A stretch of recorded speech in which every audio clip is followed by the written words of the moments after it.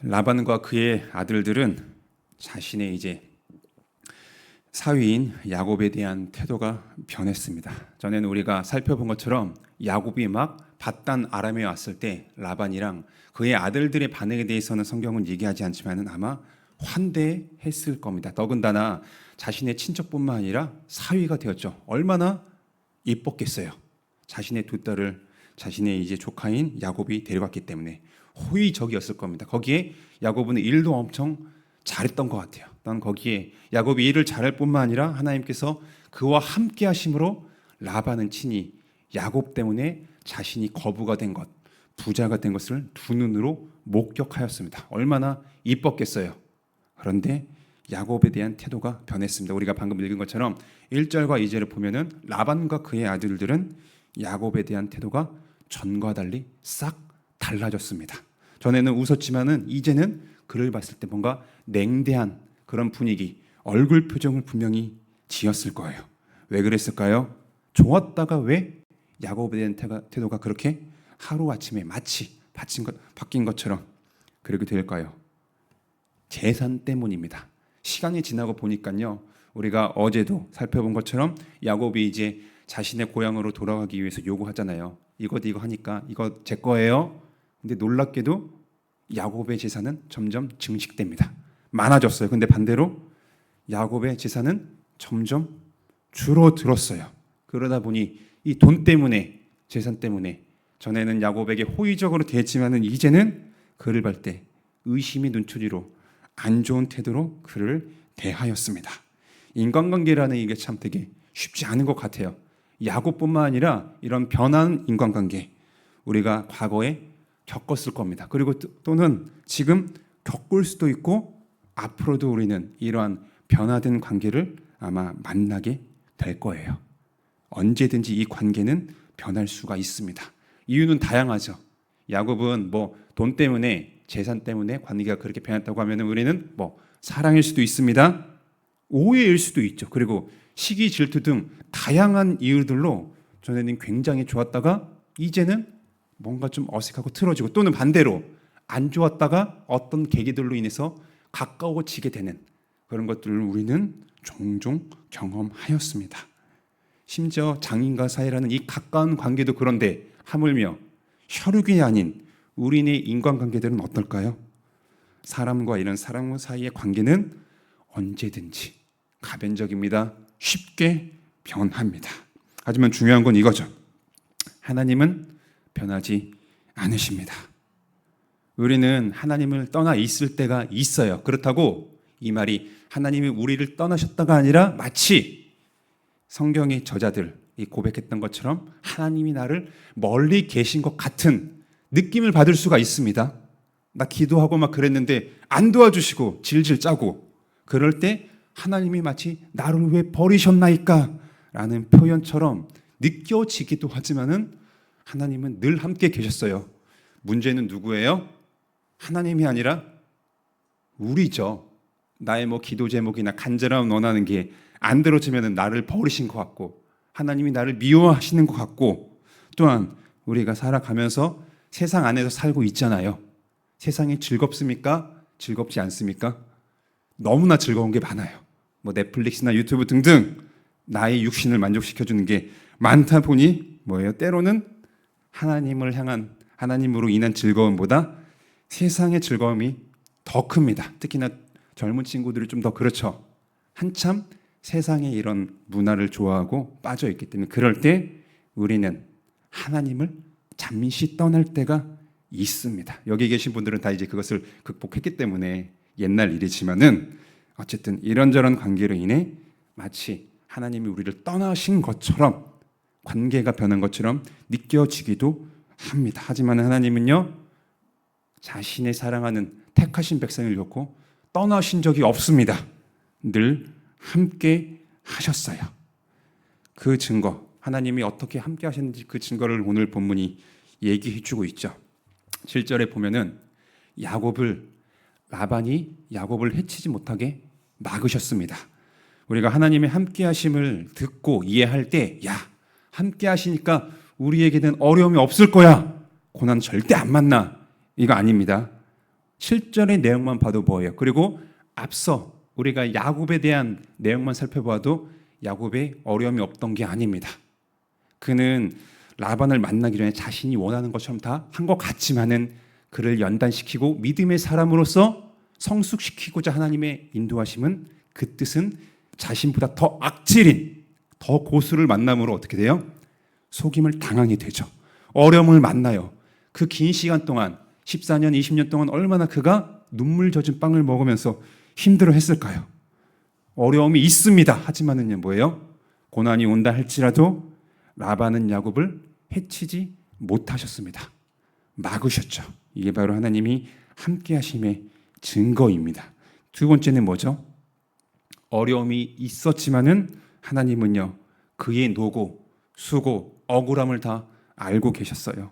우리가 어제 살펴본 것처럼 하나님은 그의 의로우심을 마치 증명이라도 해주시듯이 그가 요구한 점 있는 것, 아롱진 것, 검 것, 이거 내 겁니다 했을 때 하나님은 놀랍게도 그의 기도를 들어주셨고 그의 재산이 많아지도록 허락하여 주셨습니다.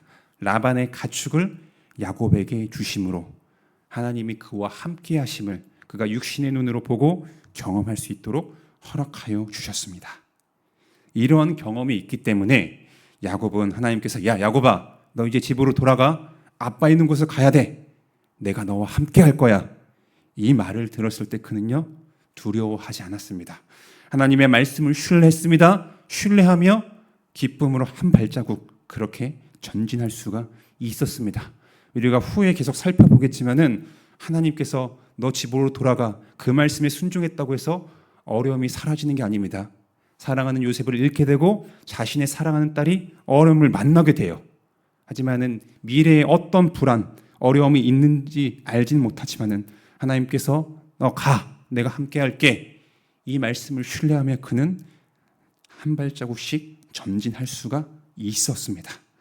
하나님께서 함께 하심을 경험했기 때문에 이렇게 나아갈 수가 있었어요. 오늘을 사는 우리도 하나님이 함께 하십니다. 하나님의 인도하심의 이야기가 있어요. 이 인도하심에 대한 것을 어느 한 내용으로 획일화시킬 수는 없습니다. 우리의 생김새와 특성이 다 다른 것처럼 나만이 알고 있는, 나와 하나님만이 알고 있는 고유한 특별한 그런 이야기들이 있기 때문에 어느 하나만 딱 하나님의 인도하심이야, 하나님이 함께 하신 거야, 그렇게 절대적으로 얘기할 수가 없습니다. 다양한 이야기들이 있겠지만 오늘 하나님께서 야곱에게 함께 하심의 증거를 보여주셨던 것처럼 그것에 비추어 우리에게 어떻게 은혜를 베푸셨는지 돌아본다면은 우리는 첫 번째로 우리가 살아오면서 수많은 위협의 순간들이 있습니다. 다양할 거예요. 교통사고 등등 아니면 질병에 걸린다든지 여러 가지 있겠지만은 우리 전부가 다 공통적으로 경험한 내용이 있죠. 몇 년 전에, 요즘엔 좀 덜하지만은 한 4, 5년 전쯤에 전 세계를 뒤엎었던 하나의 사건이 있습니다. 어떤 질병이에요? 지금은 그나마 좀 괜찮다고 보이지만은 코로나 시기였죠. 그때 어땠습니까? 우리나라뿐만 아니라 전 세계가 진짜 공포에 떨었잖아요. 제가 기억납니다. 우리나라에 코로나 확진자 1호라고 붙이더라고요. 실명 코로나는 그때 뭐예요? 뉴스에서 코로나 1호 확진자 동선을 마치 어디 갔다 하면서 마치 중대 범죄자 취급하듯이 그러면서 우리는 어떻게 했어요? 야 저기 가면 안 돼 라고 하면서 공포에 떨었던 그런 기억들이 있습니다. 그리고 그렇게 내가 노력하고 했지만은 어떤 분들은 코로나 걸려서 고생도 하셨어요. 그리고 안타깝게도 전 세계 몇몇 사람들이 이 코로나로 인해서 귀중한 생명이 빼앗기게 되는 일들이 있었지만 오늘을 사는 우리, 여기 있는 우리들은 코로나를 걸렸을지라도 어떻게 됐습니까? 하나님이 우리를 분명 그 당시에는 힘들었지만은 우리의 생명을 보존하여 주셨어요. 그 코로나가 우리의 생명을 빼앗지 않도록 우리를 그렇게 막아 주신 겁니다. 하나님께서는 이렇게 자신의 백성들을 오늘 이 시간에도 과거에도 지켜주셨음을 우리는 돌아봐야 돼요. 그리고 우리가 지금 소유하고 있는 재산들이 있습니다. 이 재산이라고 얘기할 때 우리는요 항상 타인과 비교하면 안 돼요. 왜요?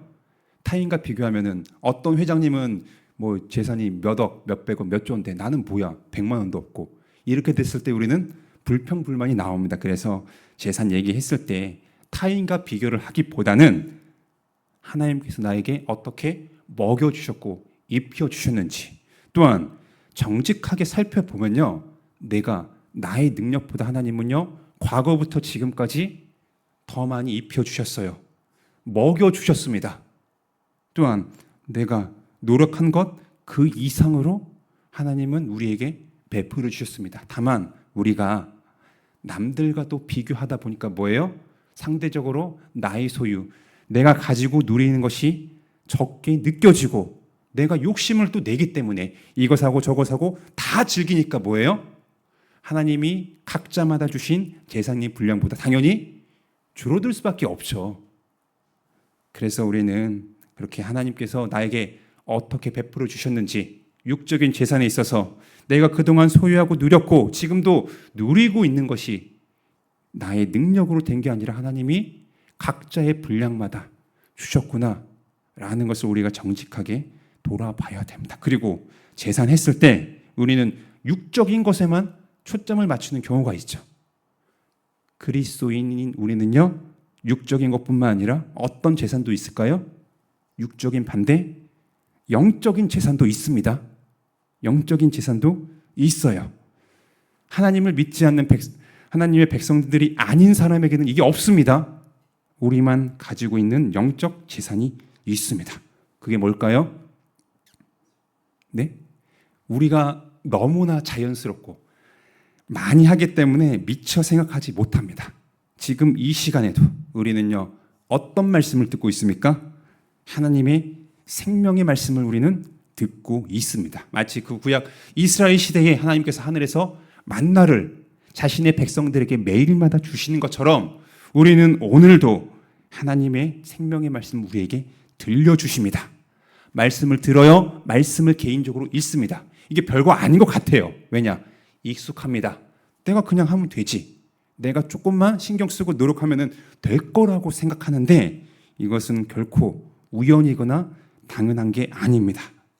하나님께서는 자신의 백성들에게만 특별히 주시는 은혜의 선물입니다. 그리고 주님께서 우리에게 주신 말씀 하루 이틀 차곡차곡 쌓여갑니다. 예를 들어 한 번도 안 하는 사람이랑 한 달 내내 한 달 뭐 30일, 31일 했습니다. 시간이 지나고 나면은 이 영적 재산에 있어서 큰 차이가 날 겁니다. 우리가 믿고 고백하는 게 있잖아요. 내가 뭐 말씀으로 삽니다. 말씀 믿고 뭐 순종하며 뭐 기도하고 그런 것처럼 다른 것이 아니에요. 내 안에 하나님의 말씀이 들어와야 뭐예요? 그거를 가지고 우리가 살아가고 분별을 할 수 있는 거지. 아무것도 이런 영적인 재산이 없는데 내가 하나님의 뜻을 분별하고 산다? 아닐 겁니다. 그래서 우리는 오늘도 주어지는 이 영적인 재산, 그 말씀에 우리는 기억하며 감사해야 됩니다. 또 하나, 우리에게 허락된 영적인 재산이 뭘까요? 우리 지금 앞뒤 주변에 누가 계십니까? 우리 지체들이 있잖아요. 물론 저부터가 기억합니다. 때론 다투기도 해요. 밉기도 하죠. 그런데 우리가 잘 생각해 보면요, 내가 노력했습니까? 지금 만난 우리 형제 자매들, 내가 노력한 것 이상으로 하나님이 베풀어 주신 이것 또한 우리에게 허락된 영적 재산입니다. 우리는 이 시간에 이것을 다시 한번 기억을 해야 돼요. 꼭 육적인 것만 바라보고 감사, 그게 아니라 영적인 것 또한 우리가 돌아보고 진지하게 묵상했을 때, 아, 내가 노력한 것 이상으로 나의 능력이나 나의 상태, 나의 존재 그 이상으로 하나님이 지금도 나에게 허락하여 주셨음을 우리는 돌아봐야 됩니다. 이게 바로 오늘도 하나님이 우리와 변치 않는 관계를 이어가시며 하나님이 오늘도 함께 하시는 증거 중 하나입니다. 그래서 우리가 오늘 살아갈 때 또 바쁜 하루 될 거잖아요. 아침 집에 들어가서 씻고 아침 먹고 출근하셔야 되고, 물론 분주하지만은 잠시 기해야 되고 짬이 됐을 때 하나님께서 우리에게 행하신 일들을요, 긴 시간이 아니어도 좋아요. 좋습니다. 돌아봅시다. 육적인 것, 영적인 것. 그러할 때 우리 안에서 누가 시키지 않아도 자발적으로 하나님을 향한 감사의 반응이 나올 겁니다. 그리고 하나님이 지금도 나와 우리의 함께 하심을 기억함으로 앞을 알 수 없는 미래지만은 우리는요 세상 사람들처럼 두려워하면서 떠는 게 아니라 하나님이 나의 아버지 되시기 때문에 우리는 하나님 바라보며 어떤 어려움을 앞으로 만난다 할지라도 그것에 이게 실망하거나 좌절하지 않고 하나님만 바라보며 묵묵히 한 걸음 한 걸음 나아갈 수 있을 겁니다. 이것을 기억하며 하나님이 나의 아버지 되시며 우리는 하나님의 자녀임을 기억하며 살아가는 오늘 하루가 되기를 주님의 이름으로 축원합니다. 기도하겠습니다. 하나님 감사합니다. 추운 날씨가 되었는데 우리가 집에서 더 자고 싶고 일어나기 싫을 때도 있지만은 아버지께서는 우리를 이렇게 예배당으로 불러주셨습니다.